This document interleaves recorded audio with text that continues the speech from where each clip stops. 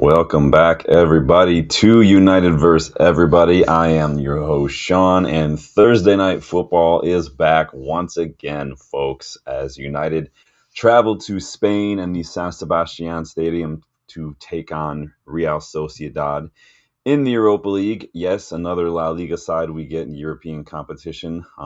Awesome. Though this isn't the first time we've played the White and Blues in Europe.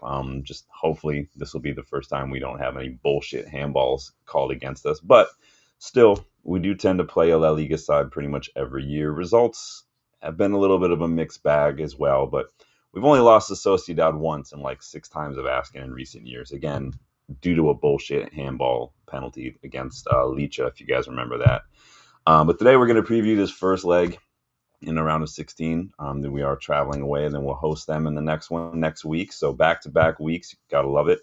As always, we're going to look at both teams. We're going to look at their tactics, their danger men, and as always, we're going to talk starting 11 because there has been a bit of team news that we're going to discuss as well. Not good either.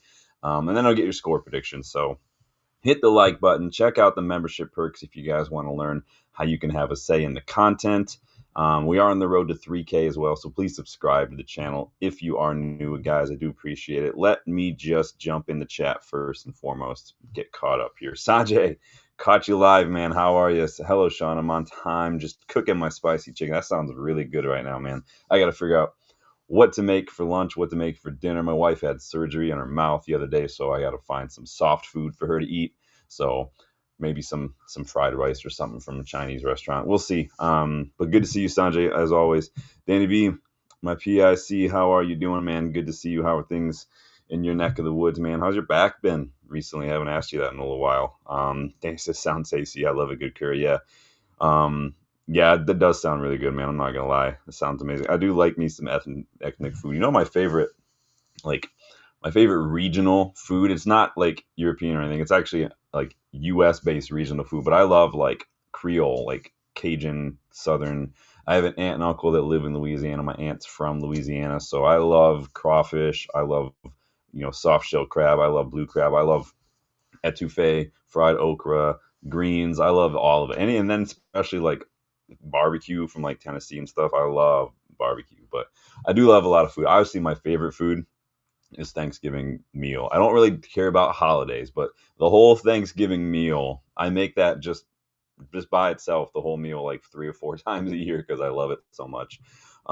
So just a little insight as to my culinary preferences. Honestly, one of my favorite foods too is just cereal. I could eat cereal breakfast, lunch, and dinner if it were socially acceptable. But I hope you guys are doing well. Danny says, I hope she gets better. She's good. She just, she can't really talk very well, and she's just on some pain meds. But appreciate that. Thank you. But just dive into the match. So Sociedad they're struggling a bit this year. Obviously, La Liga's kind of all over the place, and we all know usually La Liga is a three-ish team league. You could probably argue 2 team, but Atletico, I mean, they're the best of the rest, and honestly, they're doing really well this year.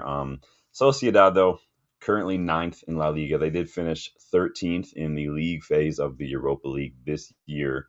And it was 2 wins over FC Midtjylland in the round of 16 playoffs that saw us get drawn against them. They almost missed out. One of those wins, though, comprises just one of two wins in their last 5 in all comps, and they're struggling for goals right now. Against Real Betis, Real Madrid, and Barcelona, they failed to find the back of the net altogether. They're just struggling to find the goal.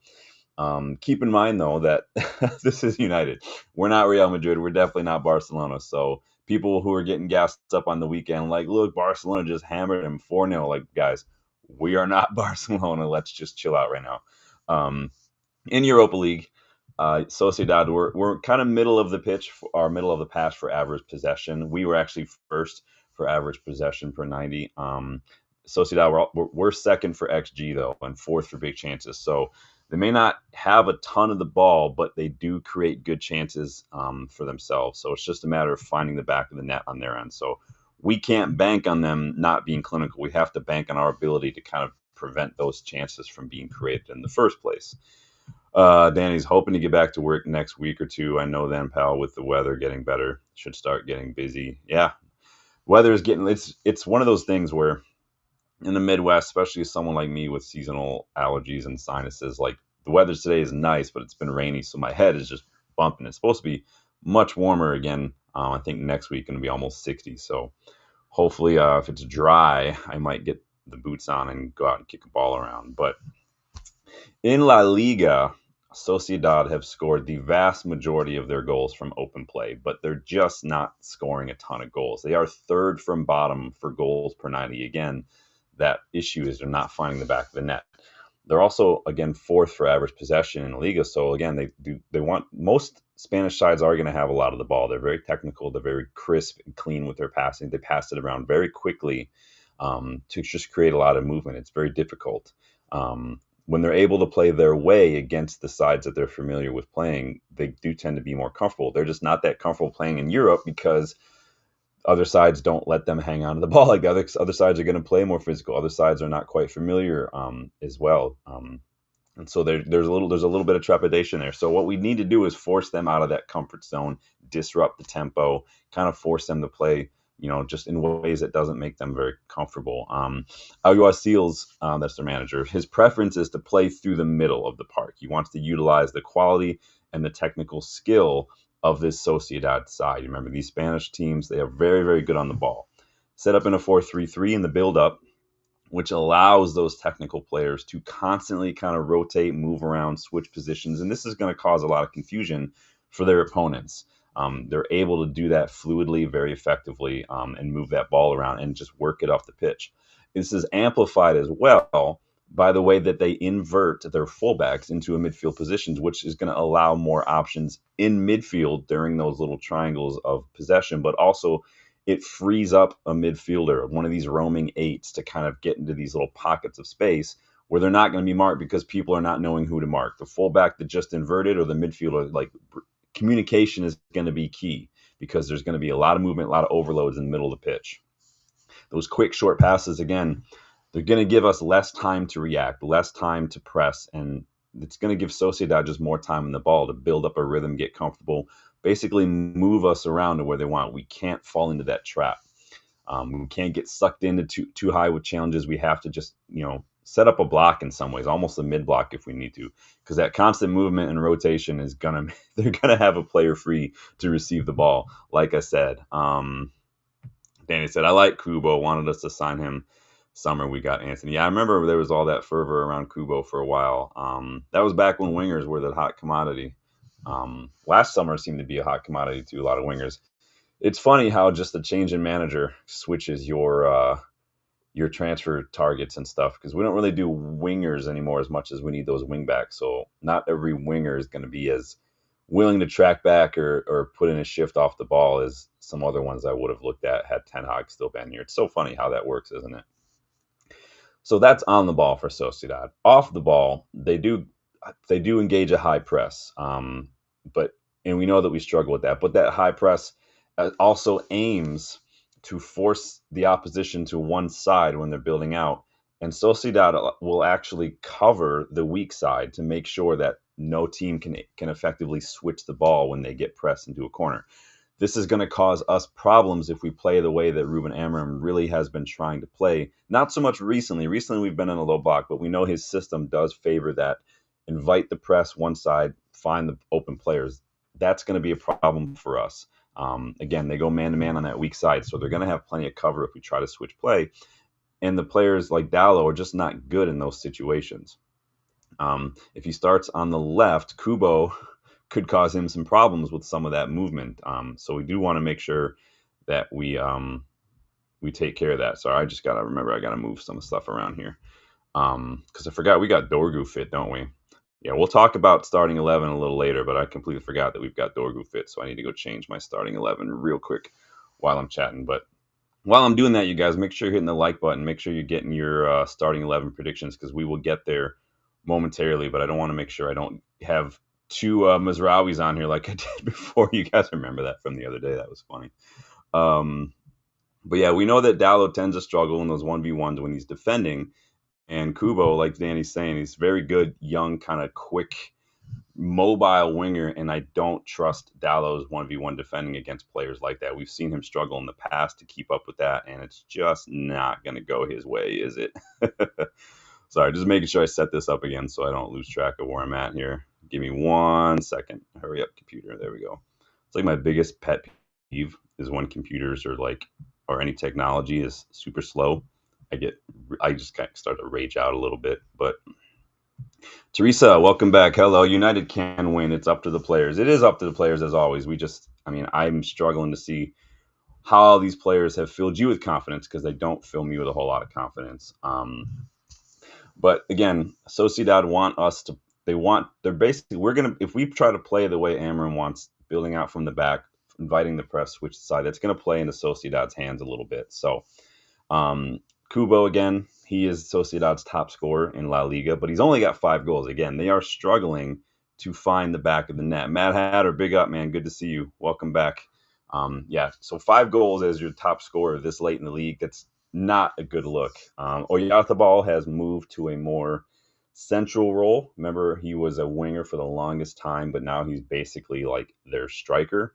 But he's only got 4 goals in the league. So again, they're not very clinical right now, and that is their biggest issue. They're creating the chances, like I said, second for XG, fourth for big chances created, but they're just not finding the back of the net. But all that being said, I hate playing Spanish sides because they always make us look like just bumbling idiots. They tend to just be too good on the ball, too technical, and I'm tired of just watching us at 6s and 7s and chasing shadows while we just get passed around like a freaking dummy in practice, man. It's embarrassing. It's frustrating. It is not a good look. If there's anything that just exemplifies these stereotypical differences between like English and like Spanish sides, that is it, man. It's just boom, boom, boom. Like, it's just, I wish we could pass the ball that way. We need better players for sure. Sanjay was born in Suriname. Lots of Creole food there, as well as Indian, Javanese, and Chinese. Nice. Yeah, I do love me some Creole cooking. It's got that little bit of a French influence, which I like, but it's also got like, there's also like a little bit of the gullah gullah kind of thing of like the African influence that came in. What I like about the South is that there's so many cultural, regional influences from all over the place, and some of that is not because of the best history, obviously, but it's so just vibrant, and I like flavor. I just like flavor in my food. My wife jokes I add so much garlic when I cook because I'm like, I need flavor, man. Like I throw a ton of garlic, cayenne pepper. I use a lot of cayenne pepper. I season the shit out of my food. Is Johnny Evans available? As far as I know, no. He has not traveled as far as I know off the top of my head. He's not with the squad that traveled, so he is still unavailable, Johnny Evans.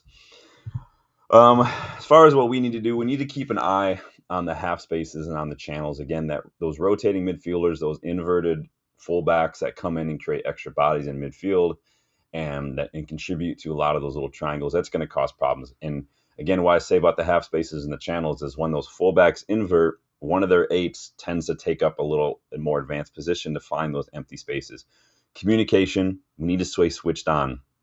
I think our back 3 is going to offer a little different protection than what maybe Sociedad are used to. I think that our wing backs and our center back is going to offer a little bit different protection than just a typical center back and a fullback will. We'll have an extra body to kind of communicate. We just need that extra body to be communicative, and what we haven't really seen a whole lot of that leadership, that communication, that organization back there. You see it in glimpses. I haven't seen it enough, but I think that you are going to probably want to sit in a little bit of a back 5 shape. But I do think that we need to try to put bodies in midfield. Problem is we're going to be missing a couple bodies, so we're going to talk about that as well. To defend against that quick passing, again, we need to anticipate that. We need to know that that's what they want to do, and we need to stay switched on, focus, communicate, know when someone's making a run, pass them off, or leave your runner to someone else. You have to be able to communicate. But this is where I'd love to see a little bit of a throwback from Ruben Amorim with a packed midfield shape. Go back to a 3-5-2 for a hot second, pack the midfield, and then get the bodies forward. If they want to pass the ball in the midfield, pack the midfield, win the ball, get it forward, get 2 advanced attackers to pull some of their defenders out because our strikers are too isolated. But again, that high press can cause this problem. It was instrumental in their 1-0 win over Barcelona earlier this season. So and we tend to struggle with a pressing side. So we need to make sure we're moving the ball quickly when we're trying to build out from the back, or we might just see a lot of what we've been seeing recently, where we're kind of sitting deeper and we're hoofing it. I think that honestly, it doesn't need to be that black or white. It can be just move the ball quicker. There's a lot of opportunity for gray in there. It doesn't just need to be slow build up or long ball. Move the ball quicker. Try moving through midfield if you can. But the problem is we do lack a little bit of the quality and a little bit of the mentality required to do that. We shit ourselves in a press. We shit ourselves in 1v1s, and we're just not good on the ball. So we will see what happens there. Let's see what Amorim had to say. So a big story heading into this one was a comment from Ruben Amorim regarding Europa League and United's priorities. I remember you guys probably saw this. Of course, though, the comment has kind of been taken completely out of context. So let me throw the context on the screen for you. So this is what Amorim had to say. We lost last week in the FA Cup, so people consider the Europa League as the only competition we can win. There's also the link between winning the Europa League and the Champions League. But to tell you the truth, I think we have more important things to think about. I know it's strange to say this, but it's something we're trying to build here that will be more important than winning a cup right now. I know we have the responsibility to fight for every trophy, but right now we're trying to build something that will last longer than any trophy this season. Oops. Why is this? I hate this computer sometimes. I should have gone to the store and bought this computer instead of just ordering it, because had I spent 2 seconds with the mouse pad, I would have just said, nope, fuck that. It's very sensitive. If I press it too wrong, it like minimizes everything. But what were your guys' thoughts on what Amorim had to say there? I get what he had to say. I also get some of the frustration from United fans regarding what he said. It reminds me, you guys, this is such an arbitrary kind of random thing. It reminds me of a line from the movie. You guys ever see the movie Reign of Fire with Christian Bale and with all the dragons? It came out like 25 years ago. There's a line in there like, well, there's these people that are like taking all the tomatoes that they're trying to grow because they're hungry. But Christian Bale, he's like in charge and he tries to stop them. And he's like, no, if you take it too early, it won't germinate and we won't have seeds for next season. Like he's trying to say, you can't think just in the now. We have to kind of think long term. We're trying to do something here that's going to last. So I hear both sides. I think the popular rhetoric right now making the rounds among the United fan base is that Amorim apparently doesn't care at all about the Europa League. It's not a thing for him. I just don't see from the quote that him saying that right now. What he said is there are more important things that both he and Ineos and the club have to think about, long-term things. It's not just enough now to pluck the tomato because you're hungry. You have to let it germinate so that you can plant more tomatoes. Because if you live in the now, that's just it. He probably also realizes to some extent like these players just aren't doing it. I want a trophy just as badly as the next United fan, but for too long I think we've neglected the more important issues at this club because our owners took a photo with a trophy and kicked the can down the road in terms of proper rebuild, building instead of just buying, thinking long term instead of just every couple of years. Foundation, walls, roof first, then you can pick out the furniture. Now, that being said, I do want the trophy. Obviously, it's the last trophy we're in right now. The league is shot. We were out of the FA Cup. We're out of the League Cup. I do want the trophy, and I do think that we should put in an honest effort. But I think what he's saying right now, both things can be true. We can want to win a trophy, and we can also want to make sure we're doing things long term. And sometimes that does mean a bit of a sacrifice in the here and now. What does Mad Hatter have to say? He's right. We do have bigger things to focus on. Avoiding relegation. Yeah, avoiding relegation is a goal. You never thought you'd say that in your lifetime about United, did you? Tree says he isn't giving false hope to the fans. Naturally, he wants to win. He didn't say he didn't. Fans are selective. Yeah, and you guys know what I say on this channel many times. Context is key. That's why I put the quote up there. It took 2 screens to do it because you guys know it's a lot of words to read on the screen, but I'm like, that's where context comes. People are too quick to just read a tweet or read a selected out of context part of a quote from the media, because that's what the media does, and extrapolate and twist and say that's what's said. Like, it's ridiculous. On the other hand, it is easy to say these things in pressers, but I guess the proof is in the pudding, and we'll see how seriously Ineos and Ruben Amorim and the club take the goals of building foundations and things like that. The proof is going to be in the pudding, right? The proof of the pudding is in the eating, is the expression. I do think, though, that both Ineos and Amorim and the players need to take the Europa League seriously because financially, there's a lot riding on this competition. Not only does every round we progress to mean more match day revenue, even at away matches, you do take a share of the gate. But as long of a shot as it is to win this competition, winning it also ensures revenue next season, not only in the Champions League, but it also keeps Adidas from pulling a lot of that sponsorship funding. Remember, a lot of the funding we get is hinging upon qualification, and we've missed out on Champions League a lot with them as our sponsor. So we need to try to take this seriously. We need to try to put in honest to God effort.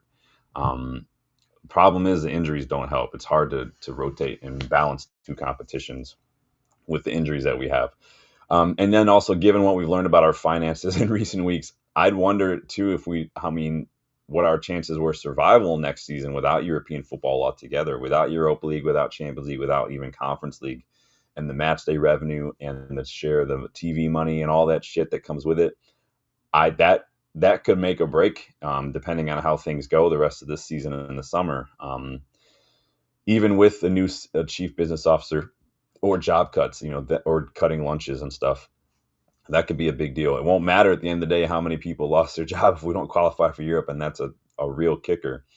I don't think people realize just how bad it was at this club when Ineos took over. How little we've seen. It's not enough for Gary Neville just to sit here for the last decade and say it's the Glazers without taking time to look really deep. Everyone's happy to take the time now to look at the job cuts and stuff. Everyone's become a financial expert now that Ineos are the ones who are having to make the hard decisions, but nobody did all that homework and all that research until now. And that's been a problem too. It's not enough to just say the Glazers. We have to know why. And a lot of the why about what's happening now is because of that. And so that's the problem. Literally, we had like 15 million in cash when Ineos took over, and it was Sir Jim investing more that really put us where we are in terms of having a little bit of money to work with. So I like people to remember that, and I know I go on and on about that, but it's important to remember that because the media is going to be selective with what they reveal and when. Let's move on to team news. How's everybody doing so far? Didn't that just really perk up everybody's Wednesday? Sorry. I feel like that SNL sketch, Debbie Downer, like, oh, well. But team news. Team news is not great. We're fucked. No, seriously, though. I think Collier has joined the traveling squad, if I remember correctly. I'll show you guys in a second here. Ugarte and Maguire, though, were not in training after picking up knocks against Fulham, and they did not travel, so that's awesome. So no Ugarte, no Maguire. Dorgu is available because his suspension doesn't apply to European competition, so he'll be back, which is, I think, going to be a big boost for us. I think we have missed his physicality against Fulham and his willingness to kind of get forward and make something happen. We really missed that. Unfortunately, that we don't have a whole lot of opportunity to rotate in other positions. We played 120 minutes against Fulham. We're already injury hit. We lost two more players because of that. Dorgu's back, but he might be a little rusty. And we just don't have any options. We've been seeing a bench stacked with youngsters recently. I mean, it's going to be, I read that we've got 18 players in the traveling squad that are available, despite being allowed to name 23-man squad. We've only brought 18, so probably going to be another match with two young keepers from the academy on the bench. Let me show you the traveling squad here. So here's the traveling squad for Sociedad. Hey, that rhymed.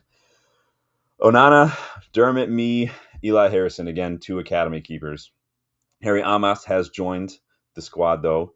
Then we got Dallo, DeLitt, Dorgu, Aiden Heaven, Lindelof, again, who got some minutes against Fulham. Didn't really do himself any favors, though. Mizraoui and then Lenny Euro. So Amas, the big addition there. Midfielders were still light, but yes, Kobe Collier has rejoined us. He has been training with the first team. So Casemiro, Collier, Eriksson, and Bruno. And then we've got Garnacho, Hoyland, Xerxes. We are so light right now in so many positions. It's not even funny. Erickson and Casemiro have come back in. They've done fine, I think. I mean, nothing really bad is going on. And you're probably going to see both of them starting, just with the injuries that we have and the fact that Collier is just now coming back into the squad, and so it's not a good look right now in terms of the squad we have. Teresa says fans should enlighten themselves before trashing a new coach. Sporting was also in a financial shit show. Amorim started in March, had his summer, got rid of 25 players in the new season one. Yeah, I think it does take time. And like we've talked about on the channel, I've showed you some of those tweets and some of those things from Sporting fans. It is going to get worse before it gets better. But like I've said before, we have to back the manager. Change is not always a guarantee of improvement. And sometimes it's like shooting a bow and arrow. You got to pull backwards to go forward. That's just part of it sometimes. We are going to have to struggle. And we know we're going to have to struggle. The absolute shit show that we were when Amorim came in, when Ineos came in, when any new player comes in, when Ten Hag came in, when Ollie came in, when any of these guys came in, it's all been like that, and it's slowly been culminating. Amorim is just the latest one to come in when it's already had another couple of years to culminate and all this shit. It's ridiculous. Matt Hatter says down another man with Onana on the team sheet. Might be the comment of the stream so far. No, you're fine. You're fine, man. We're here for the laughter. We're here for the jokes. I got dog hair in my nose. This is what happens when you play with your dogs before you go live. You get dog hairs in your nose. Both my dogs are like this. I've got an Australian Shepherd / Border Collie mix, and it's like the old saying is with the Aussie Border Collies is they only shed twice, but they shed 6 months at a time. So freaking dogs, man. Goal said, what's your opinion about Mainu rejecting 120K? Is this club serious? Dibbling is on 5K. Amari Hutchinson's on 6K. Kulajevsky 115. Mainu should be on 60. Well, we're going to talk about that a little later, George. You guys know I've started to kind of split my news shows from the previews and the reactions and stuff because otherwise they kind of get a little longer. But we are going to come back a little later on tonight to talk about news, and that'll be something we discuss because I've got thoughts on that. Most of my thoughts have to do with Chris Wheeler than anything because this was the same guy who claimed last month that Mainu was demanding 200K, and now he's just doubling down on his guesswork and throwing out, a little less now. I think anyone believing what Chris Wheeler is saying on this is what it is. And like Danny says, I don't believe it. I'm sure Mainu wants more money, but at the same time, I don't know if I would automatically believe what Chris Wheeler writes. So that was a little bit of sneak preview of what we're going to talk about. But yeah, we're going to do some of that later. We're going to come back later on tonight, so keep a lookout for that to talk about Anthony and some of that stuff as well. So here's how I think that we will probably line up, considering just who's fit and who's traveled. Oops, sorry. I knew I was going to forget something in there, so ignore the Bindeer thing because Bindeer is not in there. I freaking knew I was going to do that. Let me go back and do this. Hold on one second. Here, let me do this. Can you guys still see that? We're going to do this instead. You guys get to see behind the curtain here. We are live. Boom. So there it is. Look at that. Look at that, you guys. You guys get to peek behind the curtain. So that was real quick. Yeah, if Bindeer were fit, I would start Bindeer. But this is how I think we're probably going to line up here. Probably going to see Dallo on the right, Dorgu on the left. I know Lindelof was fit, but he's just now coming back fit. Now, the question mark was, have Mazraoui and have they played too much, and would Lindelof maybe come and start? I could easily see that being an argument. I'm here for it, but if it were up to me, this is what I would start: a Euro, De Ligt centrally because Maguire's not available, and then Mazraoui on that right hand side, Dorgu on the left because that's where he plays and that's where we need him. Dallo on the right. Probably going to see a Casemiro Bruno pivot, just because again I don't think it's Collier travel, but I don't know if he's ready to start quite yet. And then you could either go Garnacho or Ericsson alongside Xerxes, but I think that Garnacho is a little better coming off the bench. Now the question is, just how long do we wait to bring him off the bench if we need to? Because against tired legs, he could do a very good job, but we just don't want to wait too long, if that makes sense. But I could see an argument again for starting Lindelof over Mazraoui just for fitness, and or Garnacho over Ericsson. I didn't think Ericsson did poorly when he played the other day. Probably going to see Xerxes again. We just don't have options. Like, I don't know why we couldn't maybe bring a couple of more youngsters to play in some of these outfield positions, but and then Hoyland, just because this is who we have. Cheeto's not available. He wasn't part of the initial squad. Obviously, he didn't join the first team until mid last month, so he's not available, which means Hoyland is literally our only option. We literally have Xerxes, Garnacho, and Hoyland. So Garnacho is going to probably ride the bench to just have an attacker that we can bring on later on. But I could easily maybe even see him starting over Xerxes. So if we need to, we can rest Hoyland towards the end and put Xerxes up top because he is supposed to be somewhat of a striker as well. Danny says it's spinning the narrative so fans will turn on Manu, so it'll be okay to sell him in the future. But it's coming from Chris Wheeler, man. So, I mean, I don't know how. I don't know. You know my thoughts. We're gonna talk a little bit more about that later on, though. But this is how I think we'll probably end up lining up. Let me know what you guys think. If there's anything you'd change, anything you think will probably look different simply because we did play 2 hours against Fulham the other day. So, well, that's what I'm thinking here.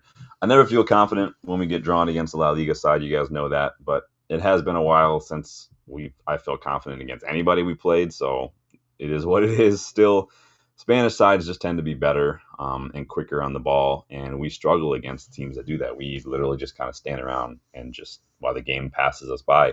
Again, it doesn't help that we just went to 120 minutes on Sunday as well. But again, what I think we need to do is not let them play their game. We need to force them to play ours. That means we need to be a little more physical, kind of toe that line between physical and foul. We need to just, it's going to be hard because without Ugarte, that midfield is going to look a little light because I don't trust Casemiro to get around the pitch. Bruno does a decent job, but again, the more he does on one side of the ball, the less he can contribute in terms of putting accurate balls into the box and stuff. We've seen that in all these matches he's played in that pivot. We can just play inside those boundaries of being physical, stay alert to their movement, communicate. I think we can frustrate them and at least, go away and not let them get the win. I think we can probably hold them to a 1-1 draw, and that's what my prediction is going to be.